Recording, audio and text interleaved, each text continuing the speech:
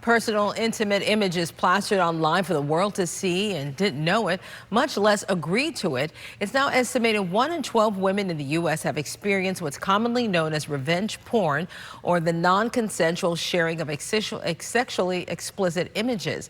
That's according to a 2020 study by Florida researchers who found the frequency of revenge porn is rapidly rising and doubled since 2016. In Florida, revenge porn is a crime, but is the law working to protect victims and punish their perpetrators? Investigative reporter Katie LaGrone with an all-new impact check. Madison Conradis will never stop talking about it. Yes, I'm a victim of revenge porn. I hate that term because you hear revenge porn and you automatically think disgruntled ex-boyfriend, and that's not always the case, and that wasn't the case with me.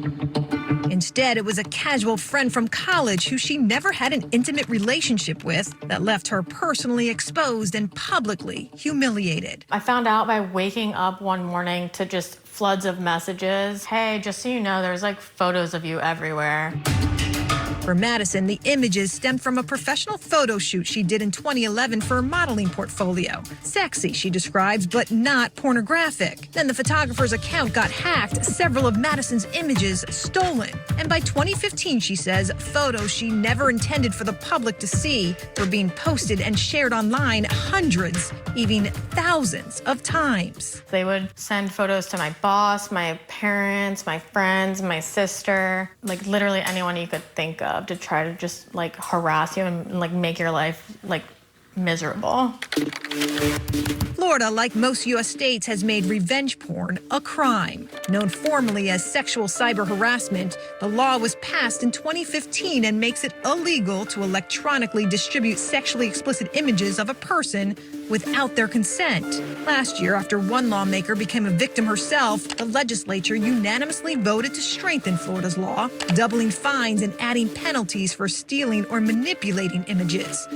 But across the state, we've discovered Florida's revenge porn law is rarely resulting in criminal prosecutions. Using state court data we obtained through a public information request, we discovered since 2017, less than 800 people have been criminally charged with sexual cyber harassment in Florida. That's about 8 people per month statewide, with some of Florida's most populous counties logging the fewest cases. Hillsborough County, about 80, Palm Beach, 31, and Broward, just 9 since the law took effect 8 years ago. Sadly, in a lot of these cases, people don't know that there is even a law in place to protect them. Stephanie Myrone is a West Palm Beach attorney who specializes in cyber sexual harassment and stalking. Revenge porn, she says, is prevalent. I get calls almost daily from all over the state, all over the country. But she's not surprised the number of criminal cases citing the law is low.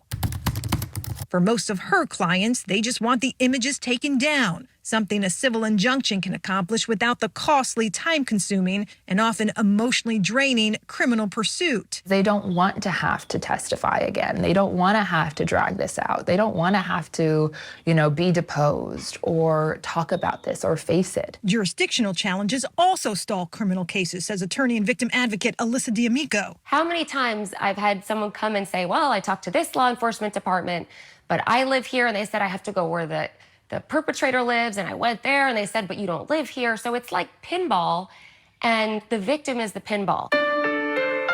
While efforts to create a uniform federal law are in the works, these attorneys say educating local law enforcement about the state's existing law is still needed. For Madison, it took several visits to her local police just to get a report filed. Why? I think that a lot of the people that work in like law enforcement don't necessarily know all of the laws. Leaving Madison to build the case herself with help from her twin, an attorney. The sisters managed to unmask Madison's online stalker while discovering he had done the same thing to 5 other victims, including a then 14-year-old girl. I think we both knew that we could make a change. The case eventually got the attention of the FBI. And in 2021, 6 years after Madison's pictures first surfaced online without her knowledge or consent, Christopher Buonocore, an acquaintance from college, was sentenced to 15 years in federal prison for cyberstalking and sextortion. It doesn't seem real sometimes, but it feels good to be where we're at now, where we're, on the side of healing. We've put the person in jail and we're advocating now. Starting, she says, with educating victims and police about a law that's been on the books in Florida for years, but is rarely showing up in court.